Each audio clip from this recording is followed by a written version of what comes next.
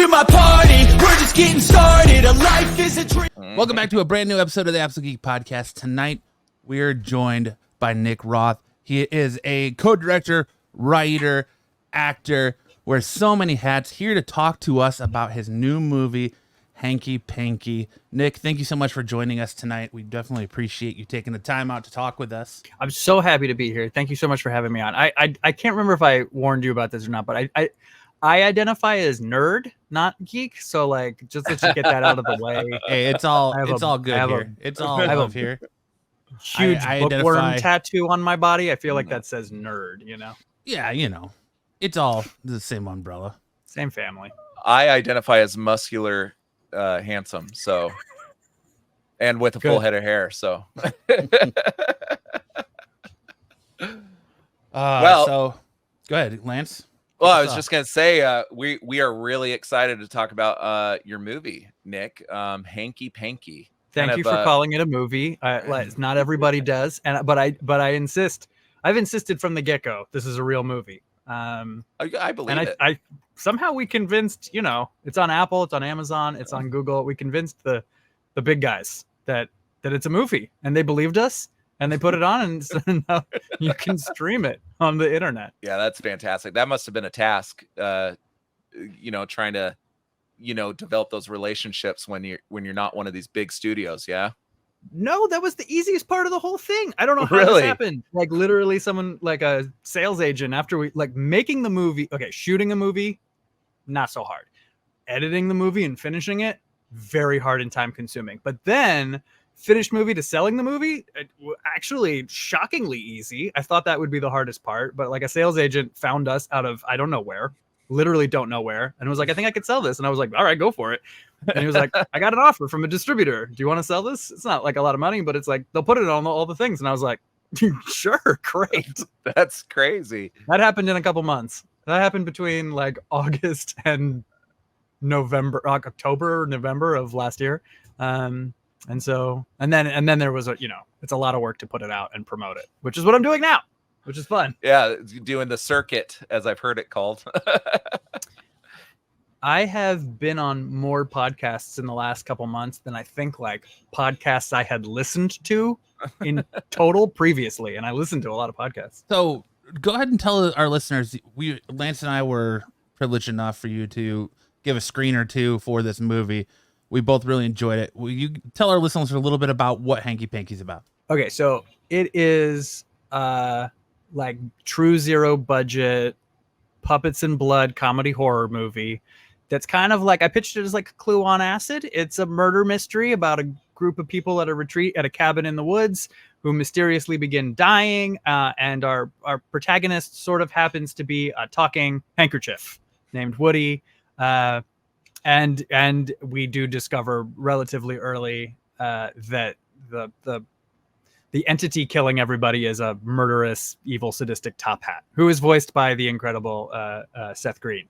And so this is a sort of the conflict comes to a head between a napkin puppet and a hat puppet for the fate of the universe. And also, you know, will our humans survive and can they overcome like being introverts or whatever in order to discover their soulmates and fall in love? And actually it's kind of a weirdly sweet movie about, you know, friendship and a rom-com at the heart of it. And then a killer top hat who's sucking people's souls out through the top of their heads. Which I can see you got it behind you.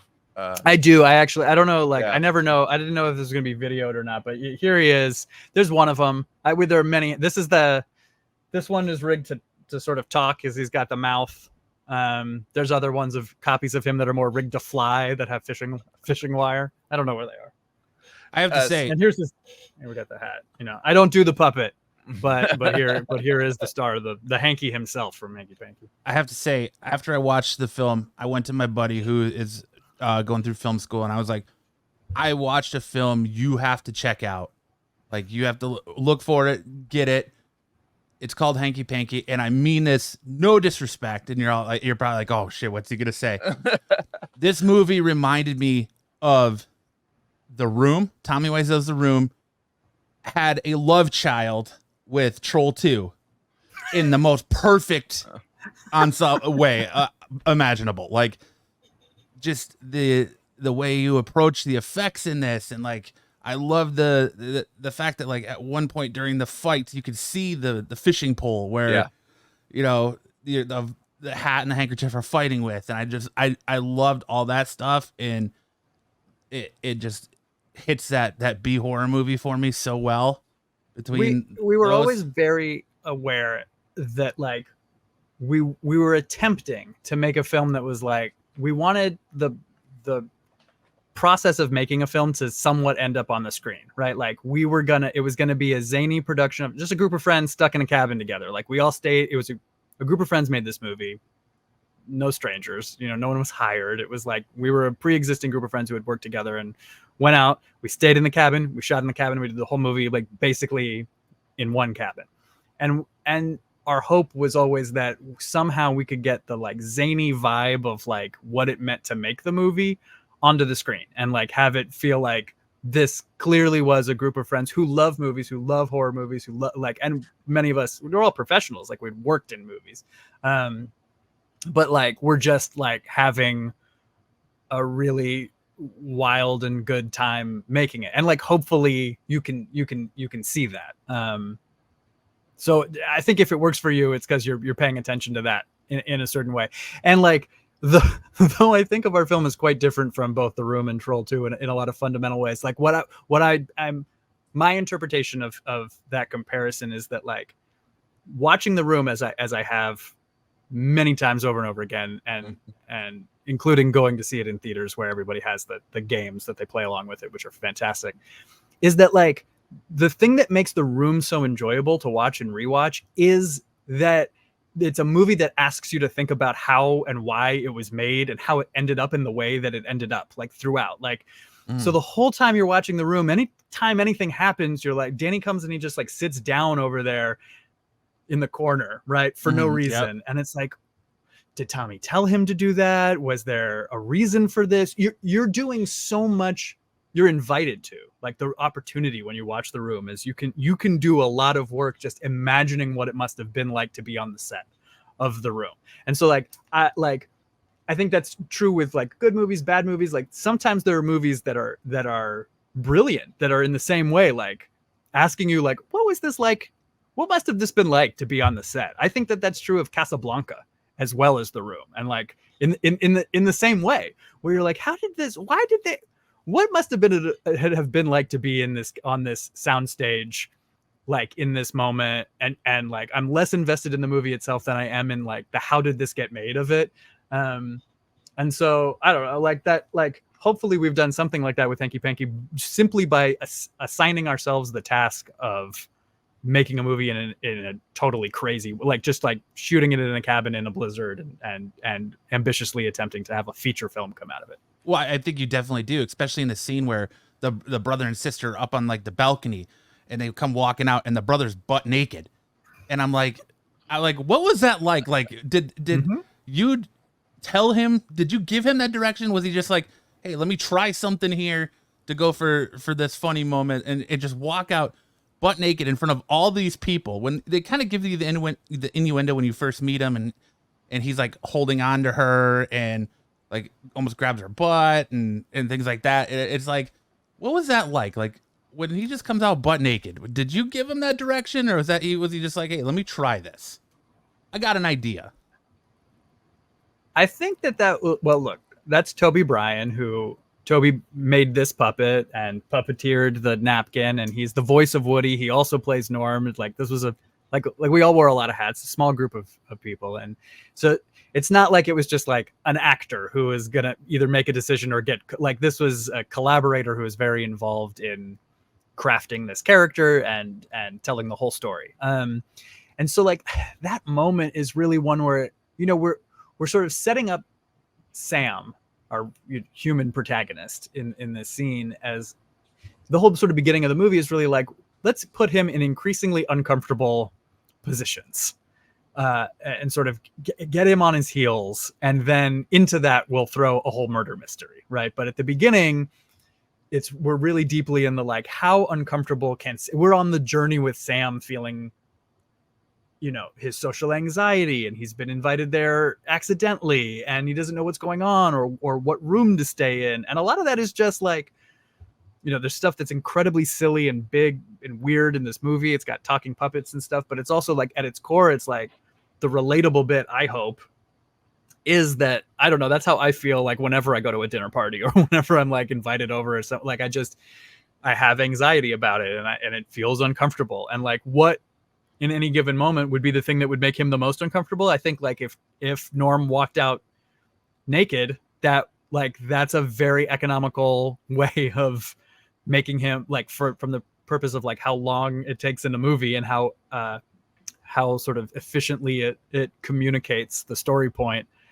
It doesn't beat that. Like, he's so uncomfortable, and the genuine sort of just moment of discomfort. There's no dialogue between Sam and Cliff in that moment where they're like, do you want to, like, they don't have to say anything, but it's like, do you want to go up there? Do you not want to go up there? You can have it. Like, it just feels like such a, like, that is my favorite stuff in the movie. It's so, I find that stuff so real and so funny in a movie that's so wacky and artificial and zany, but like those little moments, but in the awkwardness between people where they're not even saying anything, is that's some of my favorite stuff. I'm maybe dodging the question. I think Toby just wanted to get naked.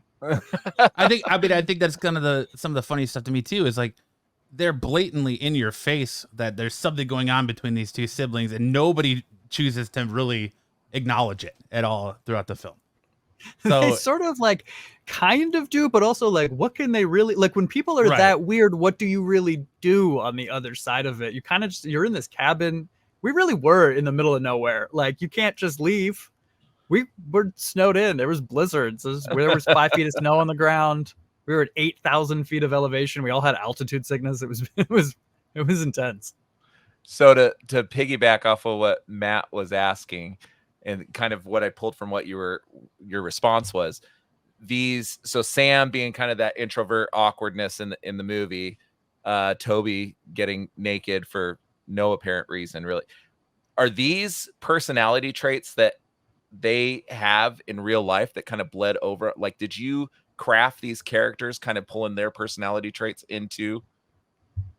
One thing that was really cool about this movie is that everybody in it, because we're all friends and had worked on it together, like, everyone really had a lot of say in crafting a character for themselves.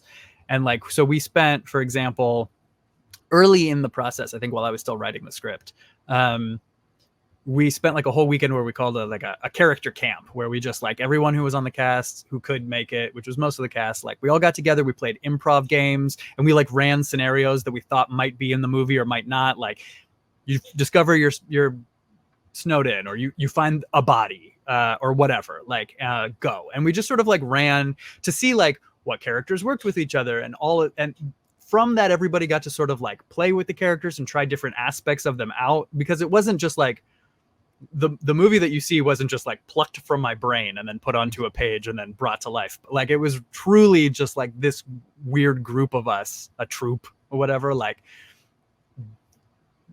built all these things together, and like, so that like things happened because the group thought it was funny or thought that was good, right? So it's like, I don't know why, can't remember who or why exactly Lilith has a face on the back of her head, but whoever pitched that idea, it was just like the group decided, like, everybody laughed, so it goes in the movie. You know what I mean? It wasn't because I was like, I have a vision and I need there to be a face on the back of a character's head and I wanted to do that and put it in a movie. It was like, somebody said it, it was funny, it goes in. And so, like, you know, Toby tried a lot of different angles out. And I think in the case of Norm as a character, I'm pretty sure like he had never played it like he plays Norm until he showed up in Utah. Like, that was not, he was like, I think it would be interesting to sort of bring a little bit of Sling Blade, a little bit of Deliverance to this. Like, none of that was there until we were like, cameras rolled, and then Toby did that, and we were like, we're all laughing because it was just very, it's entertaining. It's sort of just pushing up against the edge of what we can believe, but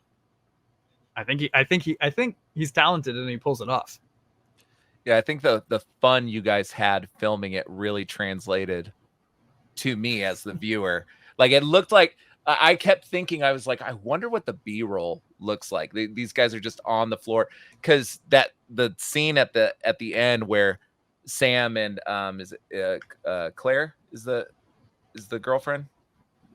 Diane is the Diane, where they're is the snapping love their heads, where they're snapping their heads back and forth and looking Yep. all around. And I'm thinking in my head, and that carries on for quite a bit, right? I'm thinking in my head, how are these guys not just busting laughing in the middle of this? You know, it seemed like you guys Well, had a lot of fun. Those two actors in particular are just like that's Jacob Demani-Finn and Ashley Holiday Tavares, they're such seasoned pros and they're both really good with improv. You know, we were like, there was a lot of improv. Not everybody, a lot of people like to stay by the book, but some people like on this cast just could not be contained. There was no, it was just, you let them go and you get what you get. And Jacob is like that. And you get a lot of crazy, brilliant, weird stuff. It's hard to edit, but it pays off, you know? And yeah, there's a lot of B-roll of us cracking up. There's also just a lot of B-roll of us like frantically stressed and anxiety out of our mind, trying to shoot as like quickly with no crew before we lose daylight at 5 o'clock or whatever. Because it was the dead of winter in northern Utah. And so, you know, there's some uneven lighting in the film. As you know, some disgruntled fans on Letterboxd have pointed out, and I'm like, the fact that you even noticed that means we made a whole movie. Like, joke's on you. You know what I mean? It's the fact that it's lit at all is shocking to me. Well, and I think that's one of the things. Some of the lighting worked great. That's some of the stuff I liked about it too, is because it takes you. At times you're into the movie, and then it takes you out of it in the best ways possible. Like there's times where there's audio issues, you can clearly tell, and things like that. It's like it brings you back to these actors and are just having fun, and you can tell it's a group of friends that got together and was like, let's make a movie, and it's a lot of fun to watch. In all seriousness, I think that it's like it's just a question of priorities. Like we went into this film, I was saying this right before we started, right? Like my only priority was like make this funny, like so much so that, you know, whether you see the wires or not, whether there's audio issues, like we tried to do our best on all of those things, but that just never was the priority. Was always get it as funny as possible, get it as like, make it entertaining, make it funny. That's what will set, we hope that's what will set us apart from other films that are in this genre, in this budget range, et cetera, et cetera. And like, and I think that, you know, I'm primarily a comedy writer, and I worked on a comedy TV show, and like I've pitched, you know, comedy things that are at a I haven't sold them or whatever, but at a much higher, you know, budget range and level. And it's like a lot of decision making in Hollywood around comedy puts like the question of how funny it is, or is it funny at all, like deeply down the priority list, right? It's like, what talent is attached? What IP is this on? Is this hitting some kind of demo, or does the algorithm like this? What will the poster look like? Like there's all of these considerations tend to trump, is it funny? And it's frustrating as someone who's like, my job is like, I think of it as mostly and first and foremost, like make it funny on the page and then execute it as funny as, like, I only want it to be funny. And so I think that shows in Hanky Panky, where it's like, it's just a priority question. You know what I mean? Like, yeah, sometimes you see the wires, sometimes you see the whatever. It's like, we couldn't do everything, right? But if we got it funny, then like a lot of people who have reviewed the film on like Rotten Tomatoes or IMDb or whatever are like, this movie is garbage, but it's so funny. And I'm like, what are you talking about? That's would you not like fun? Like, fine, sure, but it set out to do what it attempted to do, which was to be funny. Well, and I thought the wires and stuff was a design choice. Like I was like, this is hysterical. Like seeing all that. Nope. I thought it was intentional. I didn't even think for a second to realize that you didn't want the wires to be shown. We just did it. There was just nothing that could be done about it. Do you know what I mean? Like, what am I going to do about all those wires? Like, there's a bunch of places where I got rid of the wires. And there's at least one or two shots where I was like, it will be very funny if you can fully see the fishing pole here. But like, but in general, it's like, there's going to be wires. You know what I mean? Well, I just like, there's wires on Kermit the Frog and you see those too. Who cares? Like, that's just not, we were never in the business of trying to like, I don't know, go see Transformers if you don't want to see the wires or whatever. Exactly. But like, that's not what we're making here. I don't care if we see wires. I'm fine with, I love a fucking puppet show. I don't know if I'm allowed to curse. No, yeah, Yo, go ahead. Oh yeah, you're totally absolutely fine. Go see marionettes. It's great. You see all of the wires. What's wrong with that? Why should we get rid of the wires? I don't mind wires.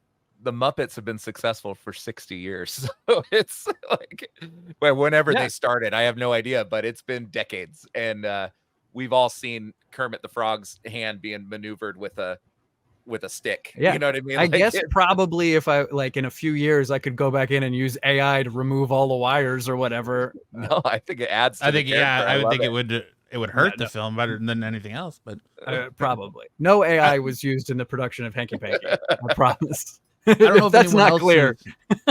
I don't know if anyone else who's reviewed this movie has told you this, but like when I sat down to watch this movie and do the beginning part of it, when you're meeting Sam and all these characters and stuff, it kind of gave me this feeling of like when your character, Dr. Crane, is like, we're gonna have a weekend away and relaxation. If it kills us, and he's like, why would it kill us?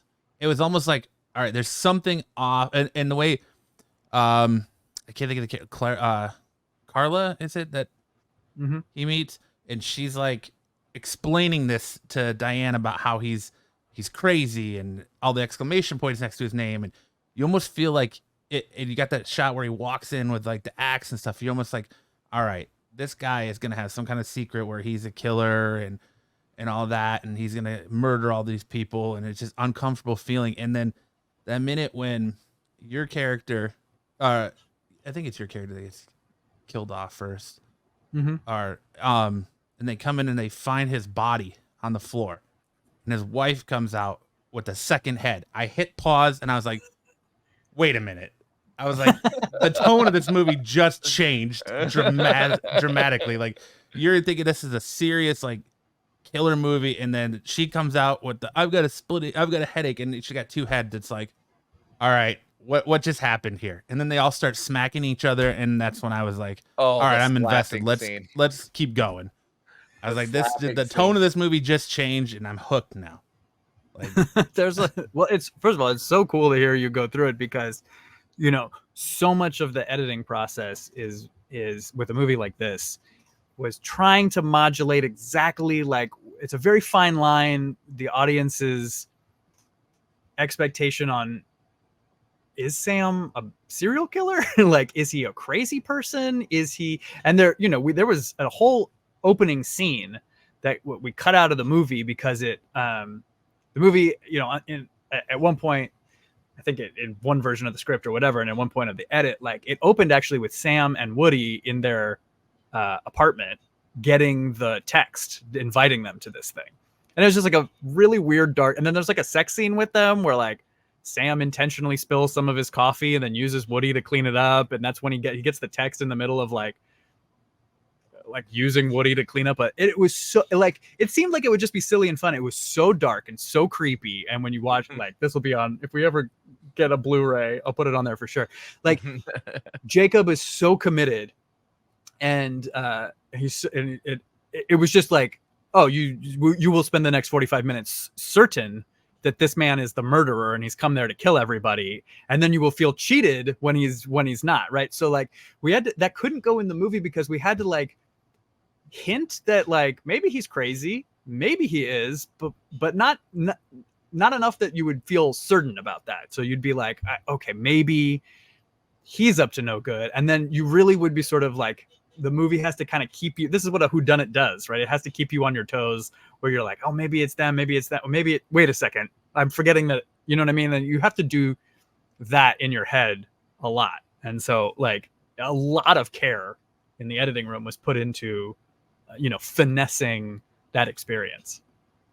And I like that too, because I like that a lot of movies, I feel, not necessarily, I don't want to say insult the intelligence of the audience to where they have to lay everything out. You have to see everything play out on screen. I like when movies do like what you did, and they allow dialogue to do the same thing. Because like when Clara shows up and she's like, oh, well, he was intentionally spilling things to clean him up. Like, he has this cleanup fetish. And so it allows the viewer to kind of imagine what that looks like, instead of being shown that and force fed that and insulting the viewer's intelligence. Like, you're kind of letting them make up their own part of that story. And I personally think that's fun in movies, and that instead of being force fed that stuff. I think of this as a dumb movie for smart people. You know, like it's a killer top hat movie, but it's not a killer top hat movie that's just like, there are movies in the like killer X genre that are then just going to do that thing and do it kind of dumbly. Like we really put a lot of effort and thought into trying to like make this like a thoughtful, fun, weird experience. Like, and I hope that comes across. It seems like it's working, and it's working certainly for you and you guys. And like, it's just super cool to hear that like this, we didn't really know what we were doing. I never like made a feature film. So like it was a lot of work, and it's nice to hear that the experience that you had is more or less what we were trying to create.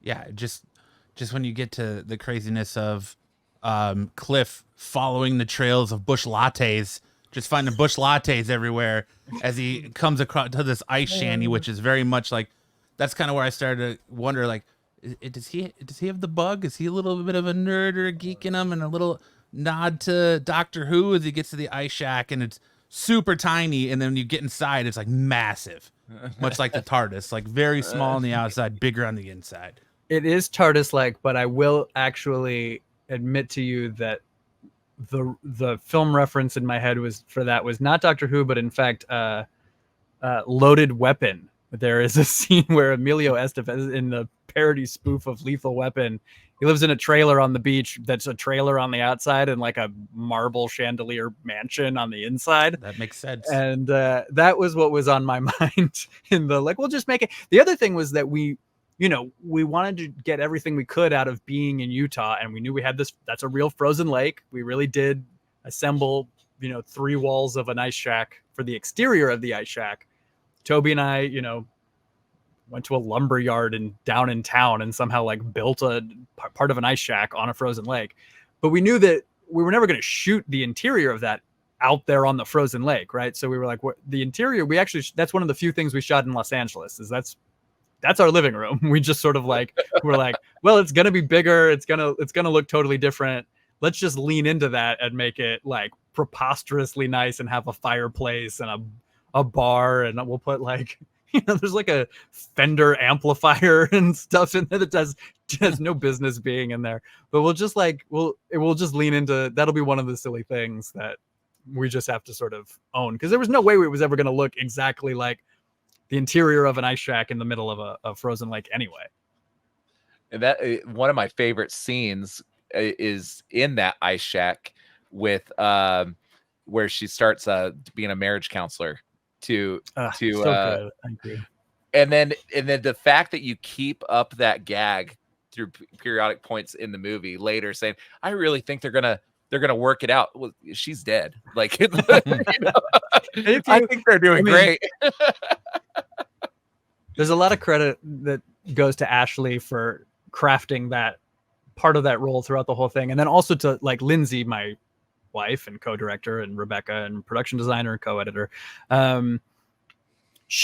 Lindsay was really, that was a Lindsay scene, the like decision to sort of surrealistically turn it into a therapy set halfway through and shoot it like that. That's all credit goes to Lindsay for that, where it was like, I had written the scene where they were trying to like, they're on mushrooms and they're trying to like work through some of this stuff, and she's a marriage counselor, but then to sort of explode that into this actual therapy scene. If you watch the whole movie again too, you'll notice that like there's very little subtle things that Ashley does throughout where she's thinking of herself as a marriage counselor, even though it's never spoken. So there's just like a moment at the very beginning where they're sitting on the couches, and it's right after everyone's just still arriving, and she's like, she's like, I thought you wanted him to go ice fishing, and she's like, that's our foreplay or whatever.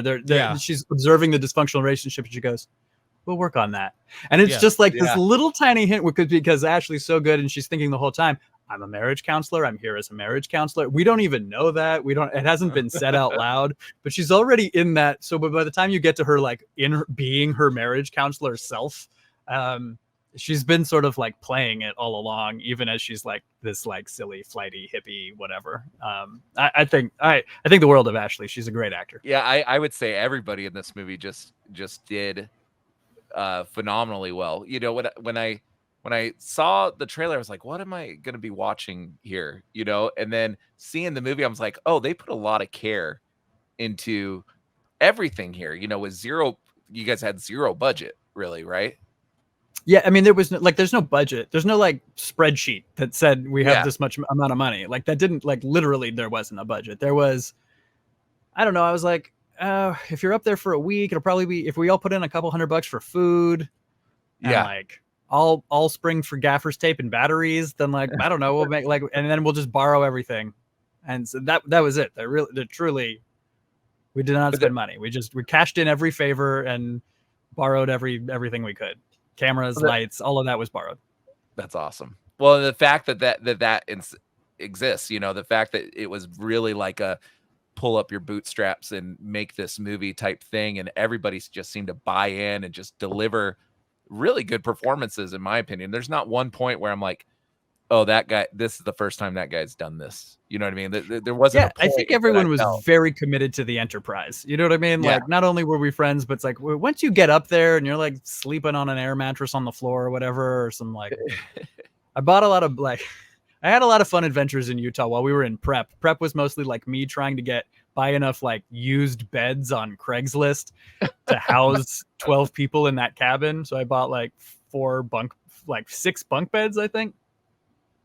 Which was, you know, for like whatever, $50 each or whatever. And I was driving around in like these mountains in a Prius trying to like go into like these like rural cabins to be like, I'm here for your extra bunk bed you don't want. And they'd be like, you unscrew it and take it apart and haul it down the mountain. You can have it. Like, in a Prius. Yeah, and I'm like, me in a Prius. It was by myself. It's probably dangerous. Nobody got hurt in the making. I mean, Ashley got hypothermia one day, and my buddy Nick Risher, who like so the guy at the beginning of the movie who just gets killed is the one like true non-actor of the part, although he should be an actor because he's great. That's a friend of mine who's in film. He's a producer and he's in film acquisitions and stuff. And he happened to just be at Sundance, which was pretty close to where we were. Yeah. So we were like, come over one day. You know what I mean? You're going to come up to northern Utah anyway. We're an hour and a half drive up the mountain or whatever. And so he like flew in. And then that day is like the opening shot of the film of him running across that frozen lake is just him right before violently vomiting from altitude sickness and being like completely out of commission for days. Because you can't you can't just go sprinting through deep snow when you have just landed in the mountains. But other than that, everybody survived. It's really admirable what you guys did. Like, it's something I've always been interested in. It's like what goes into making a movie, and the fact that you guys did it is enviable, honestly. Like, you guys did a phenomenal job. Yeah, I think it's like a friend of mine who's a producer who saw the film was like, it's so cool because like a lot of us have made shorts like this or little things or tried to do things, but like I don't know anybody who at this scale of production has managed to like make an actual full feature film, right? Like that has that, like, it's just a bunch of friends in a cabin doing a movie with no resources. Like, we took that all the way to its logical conclusion and made a movie that way. And I hadn't thought about that as like the unique sort of thing here, but maybe it is. I mean, not the only one, but like not a lot happens this way. This is not the way most, even cheap horror movies get made. Like it's, I don't know. I hope it's special.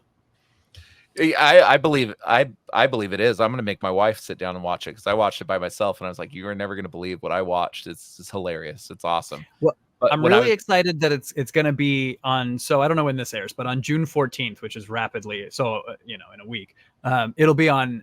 We haven't even announced this yet. We should probably announce this. It's in a week. It's gonna be on AVOD, meaning advertise. Like it'll be free with ads. It'll be on Tubi, but then I think it'll also be on some combination of like Roku, Pluto.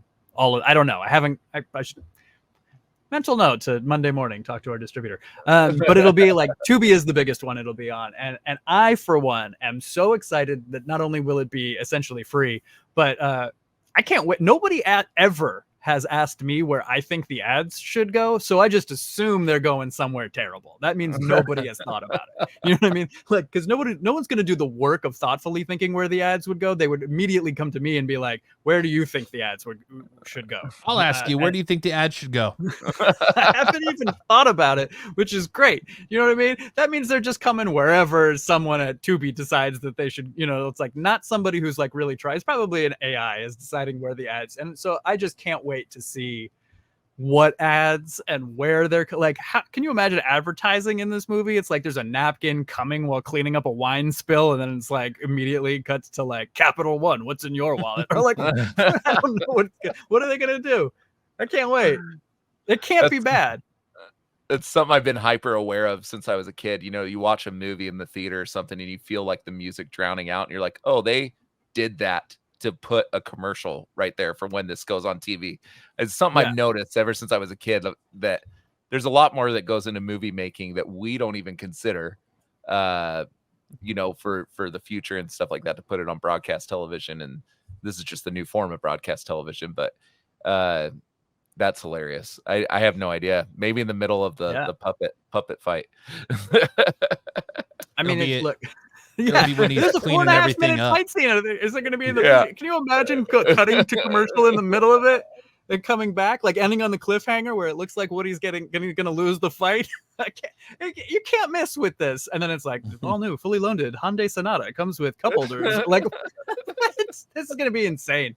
Also, like sometimes this is no dig against Tubi because I love this, but sometimes I'm like watching, like sometimes it'll give me an ad in Spanish. I don't speak Spanish. Like I just can't wait to see what happens when someone tries to put ads in Hanky Panky. And like, so that means like somebody on Madison Avenue thinks that they can sell their product using my craziest deranged indie horror film. And I'm like, this is the best case scenario that could have ever happened. So I'm very excited for that.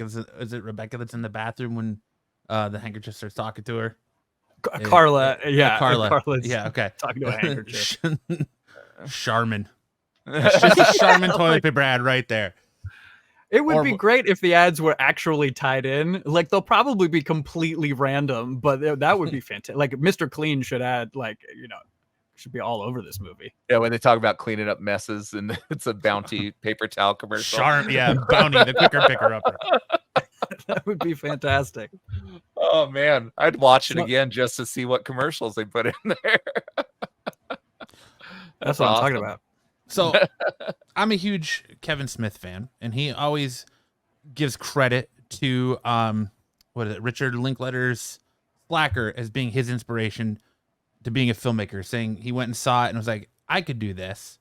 And for me, in my wanting to be inspired and get into the industry, it was Clerks, his movie. What was the movie for you that you saw that you were like, if this is what making a movie is, I could do this and I want to do this? Monty Python and the Holy Grail.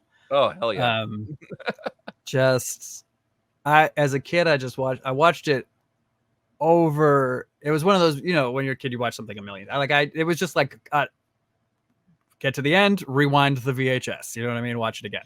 And I think I just like I didn't fully understand as a kid how just like insane the decision for Monty Python to make a feature film based on Arthurian legend was, like, on paper. Like, that's crazy. You just take it at face value. You go, okay, so here's this Holy Grail movie and it's very silly and funny. But like now as like a screenwriter, like I look back at that and I'm like, that's crazy. This sketch troupe from Cambridge was like, let's do an entire series of sketches that are all just based on a group of knights of Camelot. That's so fun and so wacky and so stupid, and they commit so hard, and then it's every bit of that movie is so funny and quotable.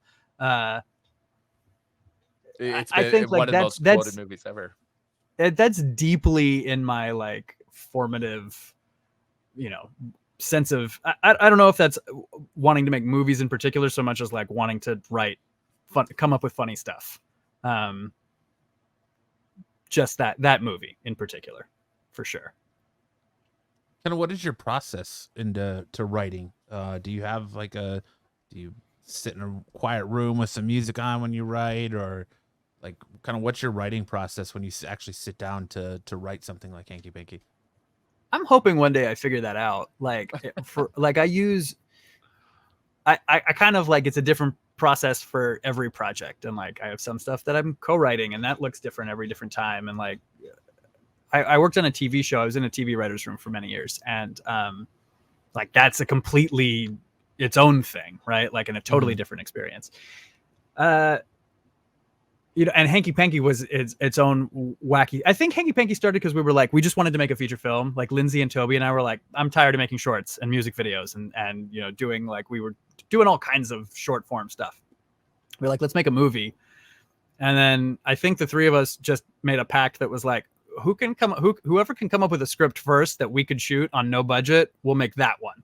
And like 2 weeks later, I was like, motherfuckers, it's my script. Like I just like wrote a draft incredibly quickly, and then from there everybody had to develop it together and stuff. And it's like, so sometimes it's that way. Sometimes I'm like I outline extensively. Sometimes it's note cards. Sometimes it's you know, I don't think there's I mean, listen, if I could eventually nail this down and have one way of doing it, that would be great.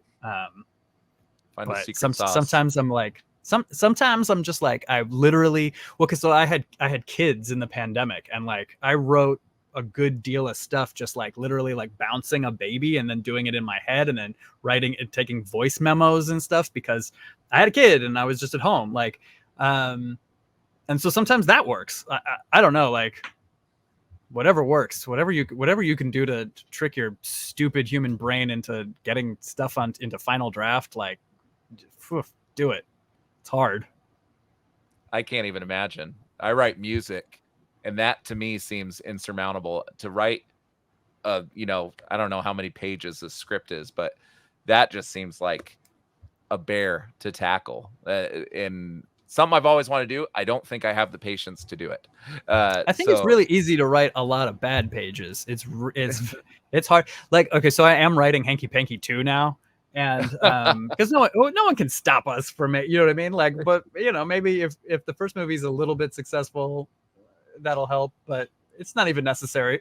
Like, we're making Hanky Panky 2, and it's interesting because like I wrote the script for Hanky Panky 1 was written in 2015. I had only been writing for a couple years, and so like now I've written a lot more and I know a lot more about. I mean, I learned a lot from making Hanky Panky, but then also writing a million things in between. And I'm like, I wonder if I could, like Hanky Panky 2, the script could be much, much, much better. But I'm almost like, but not so much better that it loses the charm. So I'm like having to like modulate, like where exactly I'm so different than I was when I was making Hanky Panky that I'm like, I got to make sure that we stay true to that spirit of the first one if we're gonna make another one. So it's an interesting challenge. Yeah, I'm interested in seeing it. I hope you come back on this show and talk to us about it. Oh my God, I'd love to. It's Hanky Panky 2 is like 7 years later. Harry was defeated, but he was only banished back to the Hat Realm, and now he's back and he's brought an invasion force. And it is so Hanky Panky 2 is very much.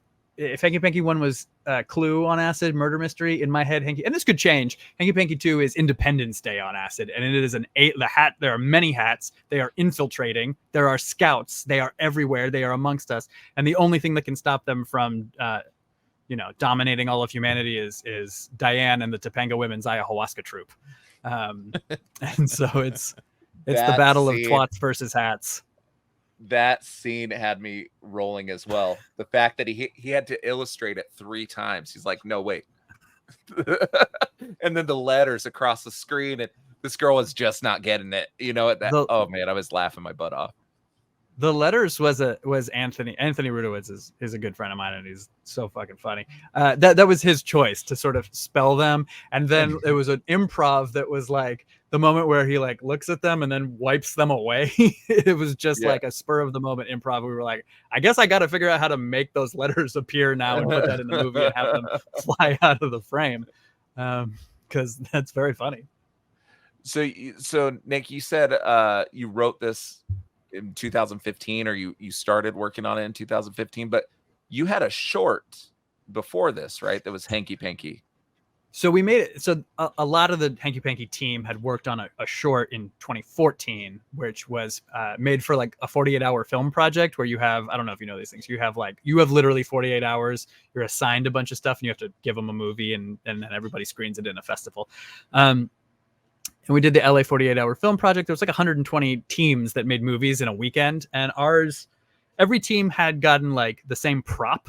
And the prop was a napkin. So you had to feature a napkin as a prop. And I don't remember who gets the credit or blame for it, but someone on our team, me or Lindsay or Toby, probably was like, what if we made instead of just having it just be a prop, what if we made the napkin the main character of our short? Because that would set us apart out of these, because 120 different teams of filmmakers are all going to watch this. They're all going to be waiting for a napkin, and we're going to have a talking napkin movie. Let's just make a talking napkin movie. So that's where Hanky Panky originally came from. But that short was it was PG-13 maybe. There was no horror element. It was very just much the like rom-com of like two friends are setting up two other friends, and they're not, it's like a blind date. It's not going well, but when we go underneath the table and we see these two napkins who talk to each other. There were two napkins in the short. And like the napkins sort of are able to have the conversation that their human counterparts for whatever reason can't, and that sort of breaks the ice and eventually sort of leads to the date that seems like it's going very badly between these two people who should be together and we want them to be together. Then he spills on her scarf. That's from the short. And then like in cleaning that up, and they talk, and like it's very just sort of sweet and genuine and nice and cute. And so when it came to us being like, and we did a lot of shorts. And so when Toby and Lindsay and I were like, let's make a feature film, I was like, well, what if we did a feature version of our most ridiculous, silliest short that we made, which was Hanky Panky. And so I was like, I'm going to write a cabin horror movie, murder mystery, based on the silliest thing we ever did, which was to make a talking napkin short simply because everybody was making napkin shorts. What was the draw to connect it to Cheers? Because that's not lost on me that there's a big Cheers connection there. That came from the short as well, just because it was a placeholder at first, where it was like, so we had to have a napkin, a character named Sam, and the line, "That's what I'm talking about," which appeared in the short. And the genre that our team got was comedy. We were like, great.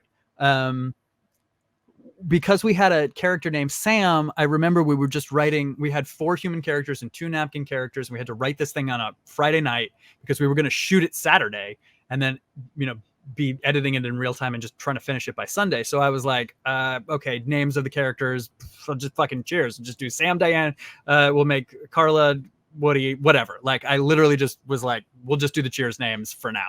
And then that was kind of funny. And like in the short, no one was calling each other by the name. So it wasn't even really like a thing. And so when we got to do the feature film and it was like, we added more characters, I was like, I guess we're going to add like a Kelly now, and we'll just continue to, and then Christina, who plays Carla, she was like, if we do a Hanky Panky 2, you got to use Frasier names as all the new characters. Oh. And I'm like, that's a great idea. So yeah, if Hanky Panky 2, there will be a Daphne and a Roz and an Eddie. So we're just continuing that. All of these things came from there is no good reason. It was funny, or it was necessary for one reason or another. I didn't even catch that until you just said that, Matt. I was like, how did you come up with the name Woody for a napkin? And now it's all making sense. It's always like Woody's always wiping the bar down with a napkin. Yeah. I don't know. I think that's where it came from. Then I think we had Sam and Woody, and then we were like, oh, so it's Cheers names. I guess let's just do all Cheers names.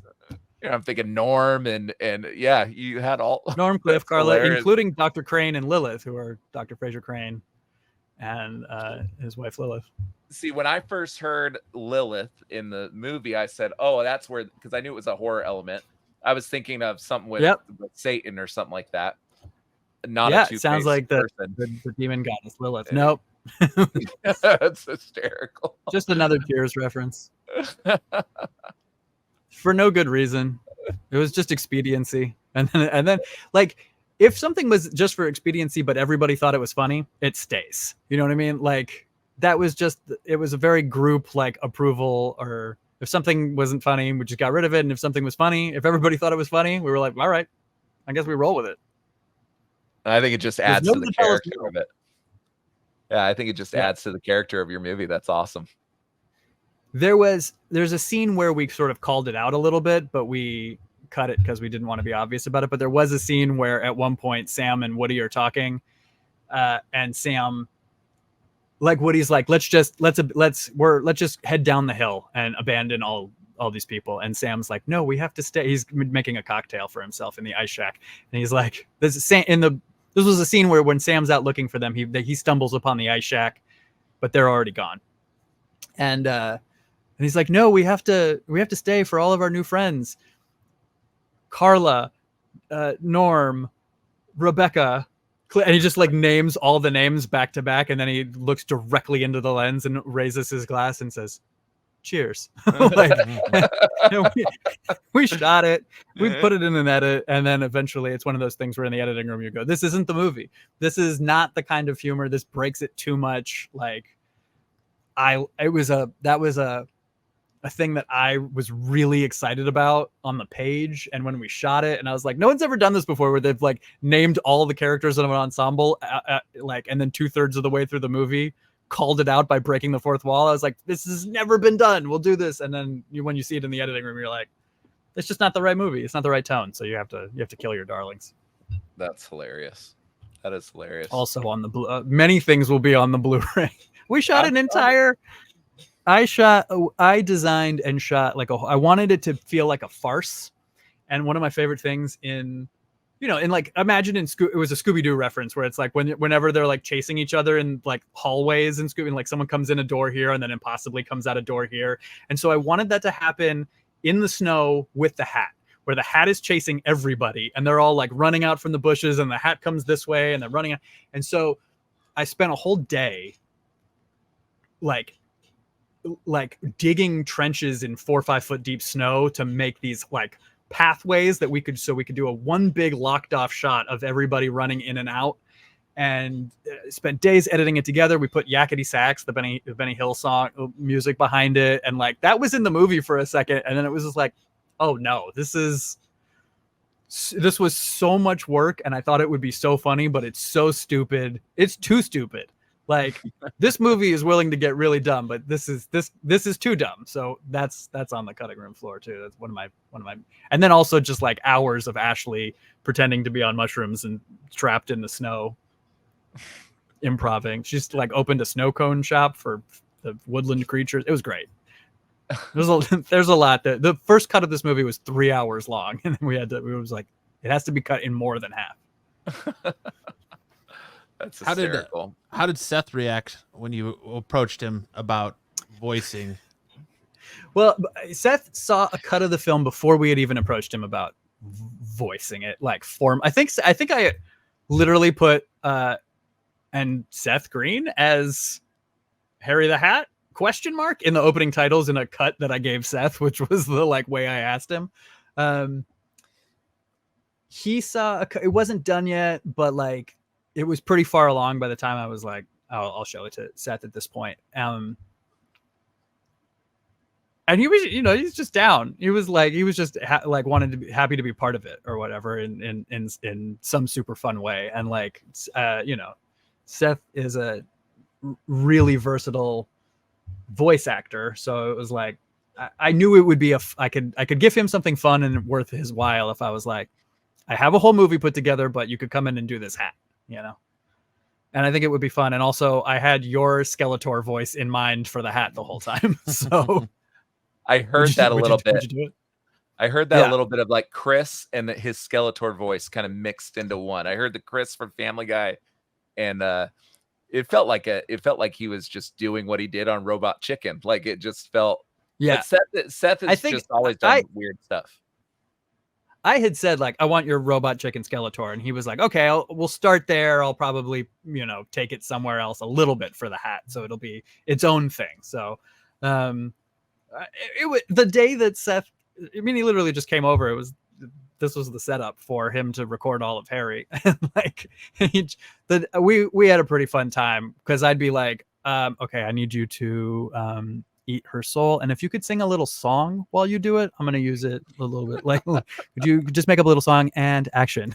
And then Seth would just like go on. Like, I do have a lot of great B-roll of just 45 minutes of Seth saying insane shit about eating people's brains and chasing after everybody, and just like laughing maniacally, singing little songs about it. Did you ever have a remember. moment of like clarity while you're sitting there? I don't know if clarity's the right word, but like where his wife's in the movie and he's agreeing to do this, and you're like, I'm sitting here giving direction to Seth Green on what I want him to do to voice my character. Was it just like a surreal moment of this is what is this real life? Like, I mean, I think I was legitimately just focused on not laughing because it was so funny and so silly, and you have to be completely silent because it's not like I don't have a booth. I was just sitting right next to him. Like, we're at this desk on my home computer. Okay, now so do it was this like, part. yeah. so I'd be like, okay, do this, and I'd hit go and just sort of like lean away and then try not to crack up. I probably ruined a little bit just like laughing in the background because it was just, you're asking someone who's professionally very good at doing this one funny thing to do the funniest, stupidest possible thing.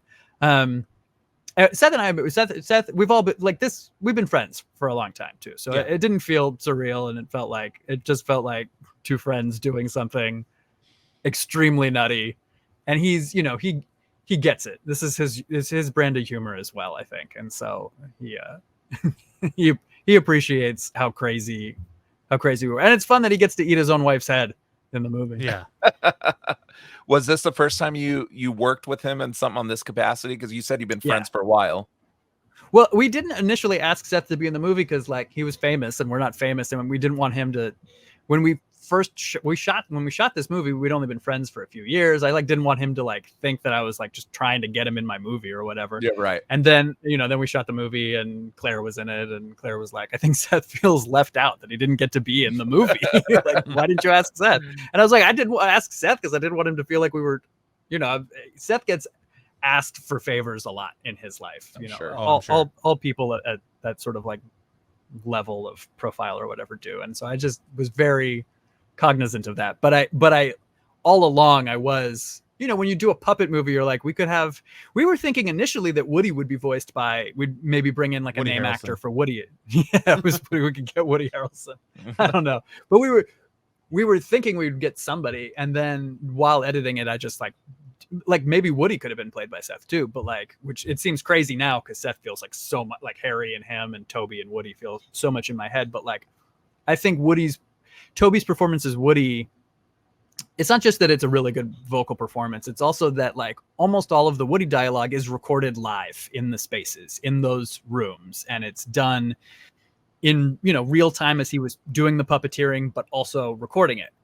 Some of it's ADR that we had to do later, but most of it, 80-90% at least, was there in the space. And that brings a level of reality to Woody that I think you need in a character who doesn't have eyes. Like there's no, you know what I mean? Like he's just a napkin. It's not just like a puppet. It's a puppet that doesn't have a face. And so there's a real challenge on like making him feel real and come to life, and have like the energy that he has from like, like we were never going to be able to replicate in ADR in like at home. Even if we had a studio to do it in, it was never going to sound like it wasn't all ADR'd, right? That kind of works for Harry. It gives it this kind of like otherworldly tone where the hat seems to come out of nowhere and has this voice that's clearer than everything else in the whole movie. But like Woody is like more like, has to be more gritty and present and has to feel like he's real, I think. And so he has all the same tones as because Toby's just off camera doing the Woody lines and for almost all the lines that he has in the movie. So that felt like, I didn't know this going in, but this is all my first puppet movie that I've ever worked on. But like, and Toby is a professional puppeteer. Like that's what he does. And he's great at it, but like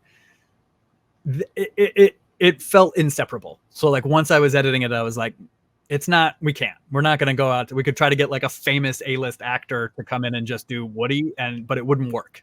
And because there was, nobody who we owed any money to, we could do that. Well, and I love the voice he chose to. I'm not sure how close that is to his real speaking voice, but it's not like a horny, angry New Yorker. Like I couldn't quite place it, but is such a unique. It added to the hilariousness of this talking napkin to be this horny, angry New Yorker. It's just a great, very unlikely choice. Yeah, I think you're right. Like you've nailed it. He's a horny, angry New Yorker. He's like this like Brooklyn, he's from the street. It like doesn't make any sense that he's an interdimensional alien, and it's like the last thing you would expect. But then somehow it kind of like feels weird, and the commitment, Jacob, who played Sam, so talented, and Toby, like they're good friends. They had been roommates for a while, and so like they fell into a rhythm.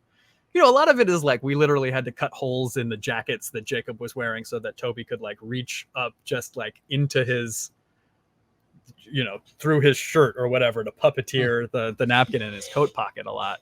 And so it was like there was a lot of that, and they really just like riffed off each other really well. And Jacob, to his credit, like treated it so seriously and so realistically. You buy Woody's existence, I think, because of the human characters also who are playing off of him, and they're buying his existence. And I think Christina too, who plays Carla when she sees him. They really did it. They really, you know what I mean? Like it wouldn't, a lot of pieces had to work together to like pull off stuff that seems like it's real dumb and easy, but but I guess it wasn't. I know you said you're working on Hanky Panky 2. Any thought to expanding in its universe? Maybe getting a TV show where, Sam and Woody are just every week randomly invited somewhere accidentally, and they go on solving murder or solving crimes. Yeah, solving crimes because they keep accidentally getting invited to things. It's some kind of interdimensional. Yeah, feels very Douglas Adams. Like that's what Dirk Gently's Holistic Detective Agency should have been. Yeah, that's a great idea. I have lots of ideas for the Hanky Panky verse. The Panky verse. Hanky Panky 3 Hat Trick is like Apocalypse Now, where the team has to go. They have to go like rescue Dr. Crane's soul from the Hat Realm, but he's gone native like Colonel Kurtz, and is like so I get to play Marlon Brando like amongst a bunch of like Hat natives. There's a lot of ideas I have that I don't know if any of these are the right ones. I'm sort of spitballing. I think it would be fun to do like a TV show that's a sitcom about, it's like Sam in middle school and he's just trying to survive middle school, but he's got a talking napkin that's really horny, but only he can hear it. It's sort of like Big Mouth but live action and without all the, like nuanced metaphor. It's just a horny napkin. I don't know. Like there's a lot of things that I think would be funny in this realm. We'll see how far. Let me get through writing a script for the second one, and we'll see how it goes. Hanky Panky minus Chief, where you go and you tell the story of the people you see at the beginning of the movie that he initially kills, that it's trying to call the cops, and Hanky Panky Day 1. There you go. Yeah. There's first spill. It really does. You could just spiral this into if I could have a career just writing Hanky Panky movies and TV shows for the rest of my life, then I would do that. I'm not sure. I'm not. We'll see. So you said you're working on the second script now, or you've already started? Yeah, actually, we had a table read of Act 1 at Monster Palooza last weekend, which is a local horror con in Pasadena, and it was kind of, I don't know, I think it went over pretty well. I mean, most of these panels for movies, like we went right before Terrifier 2, and like everyone who was there for Terrifier, they had seen Terrifier, you know what I mean? But I was like, we're gonna have hundreds of people who are going to show up to a Hanky Panky panel. They're not going to have seen Hanky Panky yet. It just came out. We don't have Terrifier numbers. So it was really like, I was like, we got to do something besides just talk about our movie. that no one has seen. So I was like, what if we read? I pitched Monsterpalooza this insane idea. I was like, what if we did a table read of the sequel to a movie nobody's seen to try to convince them to watch the first one? And they were like, all right, you can have an hour, so do act 1 or whatever. And I was like, sold. So we sort of debuted. We had a table read with the whole cast came basically, and a couple of more. Like it was super fun. It was super insane. I don't know. Like some people loved it. Some people I think were like, I do not understand what's happening. But I'm not sure if I would do that way again another time. But yeah, so Hanky Panky 2 definitely in the works one way or another. People are excited about it. I mean, people from the cast and crew are excited about it. It'll be a lot of fun. So the first one is of course featured in a cabin in the woods. What is your, if you feel free to divulge, but where's your setting for the second movie? I think it's going to be a bar in Boston. Yeah, I definitely want to take it to the Givenchy headquarters. At least part of it. I think that so in Hanky Panky 1, if you haven't seen it, there's a minor character who's a Givenchy, which is a sort of, boutique designer label coat that is hinted at maybe having been also inhabited by an alien. In Hanky Panky 2, my thought is that, and I'm just waiting. I assume at some point Givenchy will sue me, and that'll be good publicity. They haven't yet.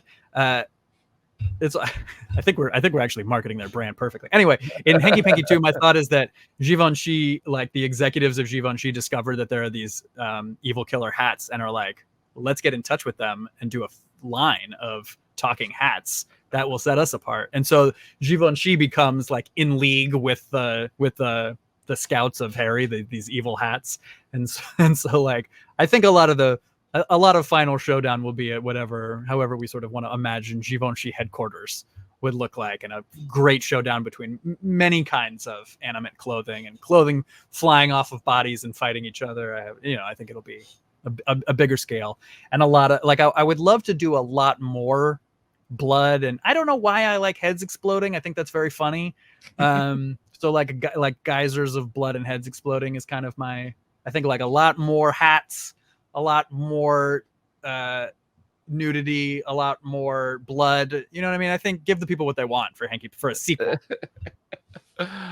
I when you were talking about the headquarters of, I can't even say what you said, but the jacket place. Givenchy. Yeah. I immediately thought in my head a scene, like from Die Hard with Woody crawling through the air ducts trying to save Sam. Dude, what I thought if there was a way that we could get Woody to take off his shoes, or if Woody should have an ex-wife. Like this is a great pitch. Yeah, Die Hard but with a napkin instead of Bruce Willis. Yeah. What I thought of when he was talking about that is the scene from God, I'm drawing a blank on it now, and I just had it in my head. Kingsman, the church scene. But instead of a bunch of people dying, it's just clothes flying off everywhere and attacking each other. Fabric. Yeah. Just going crazy. What I'm imagining is at the end of is it Infinity War or Endgame? Which was the second one? Where the final showdown with Thanos is there, and like all of the different Avengers and superheroes are coming through all those portals, but instead of superheroes and portals, it's all the different clothes coming off of everybody's body. Like and joining the fight against Harry at the end, I want to do a shot for shot. It's either that or at the last Star Wars movie did the exact same thing where all the different ships come from all over the galaxy or whatever to destroy the 5th Death Star or whatever. Like I want to do that, but with like clothes. Doesn't that mean just clothes, just textiles in general? You could have two people sitting at dinner in a fancy steakhouse and their tablecloth just takes off. You'll get that's going in the movie. You'll have a thank you. I want a writing credit. No, just kidding. Additional literary material. No, but that's exactly the spirit of it.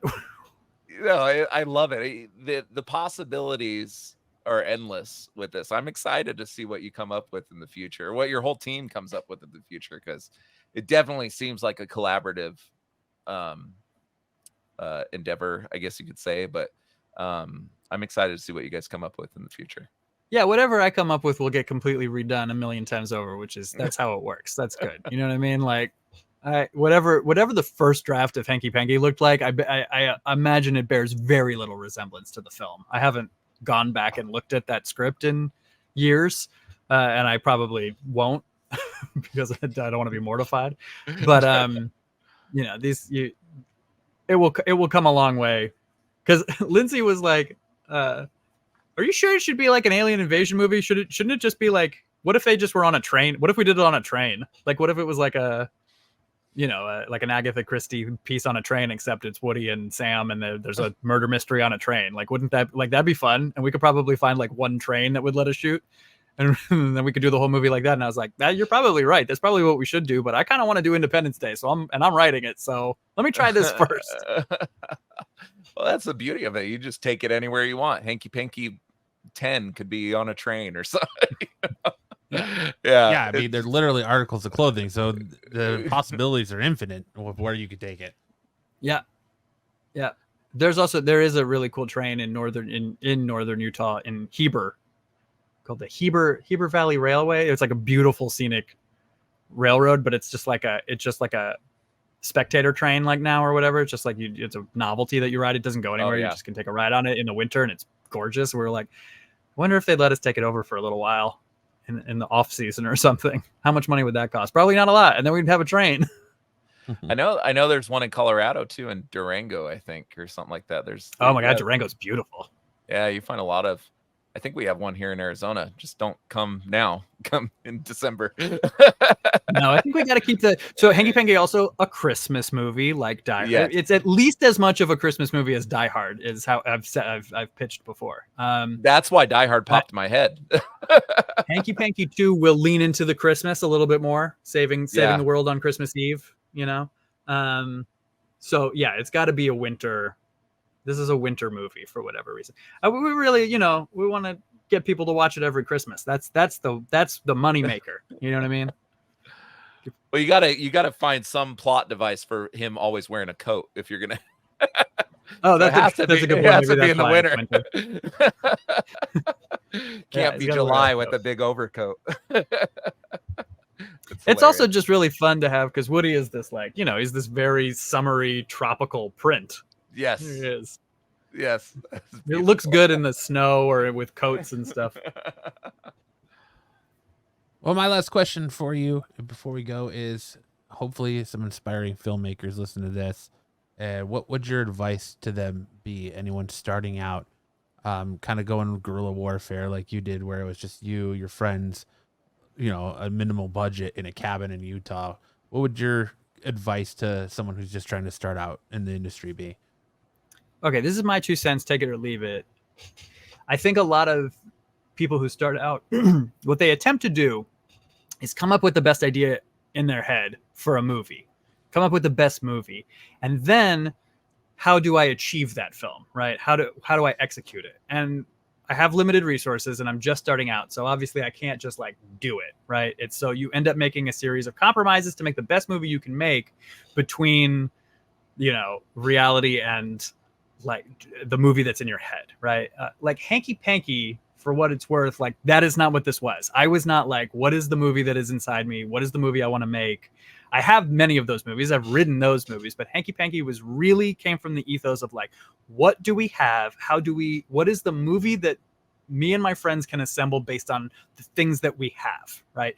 That we had that cabin. That's Lindsay's dad's cabin. Lindsay's dad is a composer, Jimmy Hahn. He's fantastic. He composed the score to the movie in that cabin. We were like, okay, so we have a cabin. We had this like silly idea for a short with a talking napkin. So talking napkin, cabin. We grew up in LA. All our friends are actors. We have like a talented group. We could do an ensemble piece, right? We have enough actors to do that, to have a bunch of actors. So, okay, cabin, bunch of actors. It's starting to sound like this should be like somewhere in the neighborhood of like Clue, right? Somewhere in the neighborhood of a murder mystery. We have enough actors who can be bodies, right? We also had this camera. We had done another short film that was much more sort of serious. But it was, it was all done in one shot, and it won a block of films at Slam Dance Film Festival. And so we won a camera. And so we had a camera. The camera is this really weird, interesting, cool camera called the Digital Bolex D16. And what it was they took the body these old Bolex 16 millimeter cameras that were like the favorite camera of like everyone who came up in the 70s as an independent filmmaker. Like, I'm pretty sure that's what Spielberg had in The Fabelmans or whatever. Like, he had these Bolex 16 millimeter cameras. They shot on 16 millimeter lenses. And so we were like, we're going to be shooting we have a camera that will shoot on 16 millimeter lenses, right? But it shoots digital, 2K it's not shooting on film, but it uses these old lenses. So it'll have kind of this like very grainy kind of 70s aesthetic to it, like whether we want it to or not, right? So like we assembled all these pieces. All of that was decided for us, and we made the best movie that we thought we could based on it's a cabin, it's an ensemble, it's got this, we're shooting on 16 millimeter lenses because that's what we have and can get for free, et cetera, et cetera. So like everything fell out from that, including the story, which was like, I'll kill my character off first because I got too much to do on the crew and directing the movie. And like, we got to not have Dr. Crane and Rebecca interact very much because one of us needs to be directing when the other one is in the scene. And we only have Azure for 3 days. So Lilith has to die quick, and we have to think of some crazy ass reason why she's hiding for the beginning of the movie because we don't have that actor, right? Like, the order of kills in our Killer Top Hat movie was largely determined by actor availability, right? And the result of this is that we never really like felt like we had to compromise because we didn't have things. It was always just, we were building from the ground up rather than like trying to reach for the stars and then doing our best to get them, right? For us, for this first movie that our team made like this, like that is the only way that I could see us finishing a movie, like actually having a movie at the end of the day and not having to feel like, well, I wish we could have done this. And I wish we had did this because in my initial vision, there were all these things. There was no initial vision. There's no ego.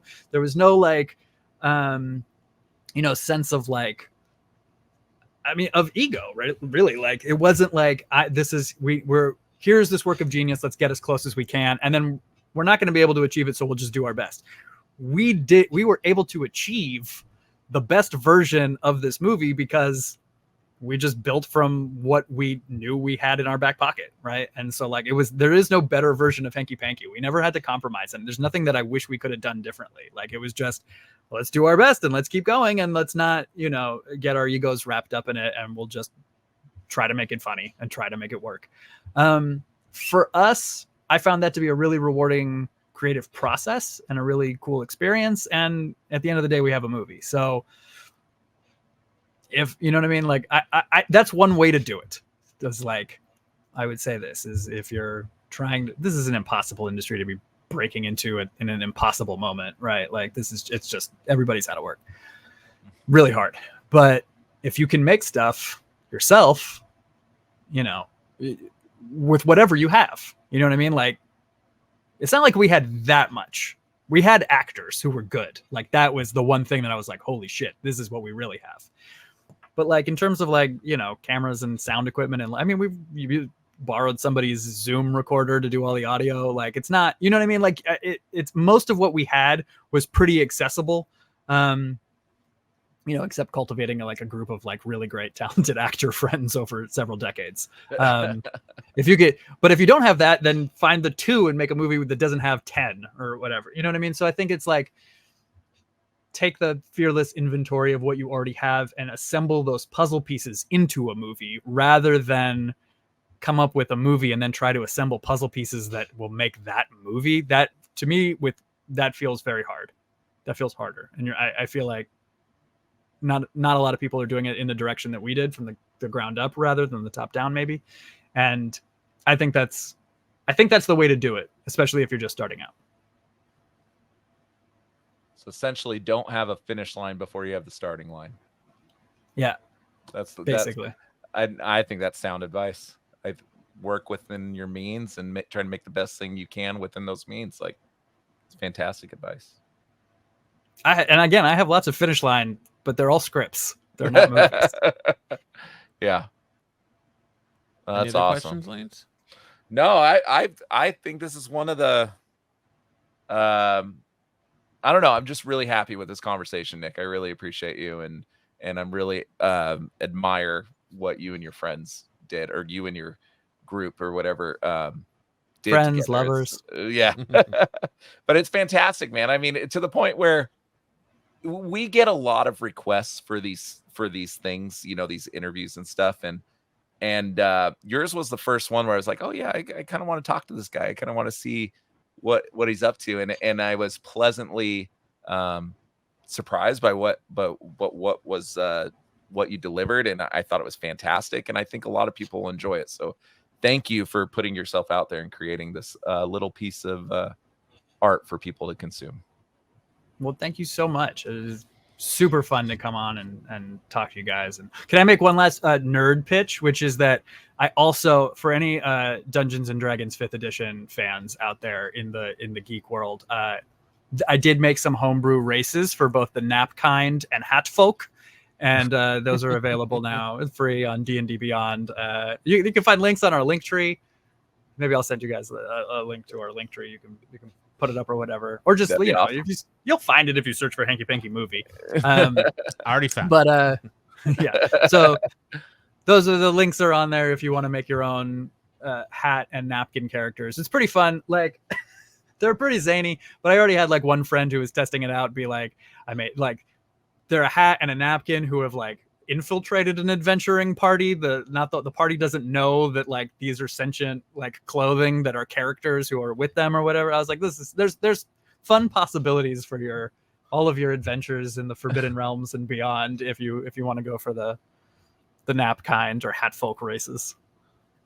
That's awesome. Yeah, I mean, for the listeners of this podcast and viewers, make sure you check out Hanky Panky. Dive into the world that Nick and his friends have created, because I guarantee you it is a ride that will definitely make you say, what did I just watch? I need to watch that again.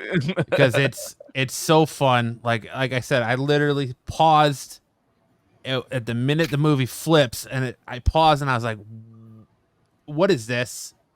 And I'm like, I'm ready for this ride. Let's go. And I finished, and I'm so glad I did. So make sure you check out Hanky Panky, available on Amazon Prime, Apple TV, Fandango, Amazon DVD, and then also on Tubi on June 14th. Thank you so much for joining us. Okay. Thank Pleasure you, Nick. all mine. Thank you.